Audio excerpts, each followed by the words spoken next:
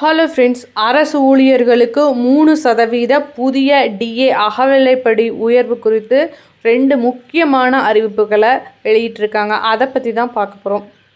அரசு ஊழியர்கள், ஆசிரியர்களுக்கு மத்திய அரசு அகவிலைப்படியை உயர்த்தியுள்ள நிலையில், அதுபோல தமிழ்நாட்டில் உள்ள அரசு ஊழியர்களுக்கும் அகவிலைப்படியை உயர்த்தி வழங்க வேண்டும் என தமிழக தலைமைச் செயலக சங்கம் கோரிக்கை விடுத்துள்ளது. இது தொடர்பாக முதலமைச்சர் ஸ்டாலினுக்கும் கோரிக்கை விடுக்கப்பட்டுள்ளது. இது குறித்து தமிழக தலைமைச் செயலக சங்கத்தின் தலைவர் வெங்கடேசன், செயலாளர் ஹரிசங்கர் ஆகியோர் முதலமைச்சருக்கு எழுதின கடிதத்தில் என்ன சொல்லியிருக்காங்கன்னா, முதலமைச்சர் மு.க.ஸ்டாலின் 17/5/2023 அன்று பத்திரிகை செய்தியை வெளியிட்டார்.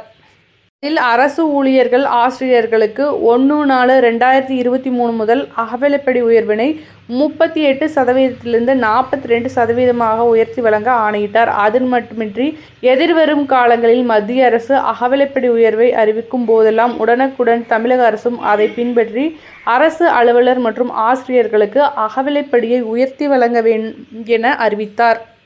மேலும் அதை கொள்கை முடிவாகவே வெளியிட்டார். அதன் அடிப்படையில் மத்திய அரசு ஊழியர்களுக்கு அகவிலைப்படி அறிவிக்கப்பட்ட உடனேயே தமிழ்நாட்டில் உள்ள அரசு ஊழியர்கள், ஆசிரியர்களுக்கான அகவிலைப்படி உயர்வும் வழங்கப்பட்டு வந்தது.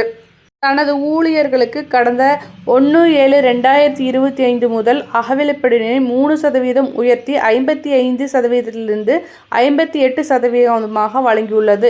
இந்த 3% அகவிலைப்படி உயர்வானது உடனடியாக தமிழ்நாடு அரசால் அறிவிக்கப்படும். அதுவும் தீபாவளி பண்டிகைக்கு முன்பே அறிவிக்கப்படும் என அரசு சார்பில் அறிவிக்கப்பட்டிருந்தது. ஆனால் இது தொடர்பான அறிவிப்பு இதுநாள் வரையில் வெளியிடப்படவே இல்லை.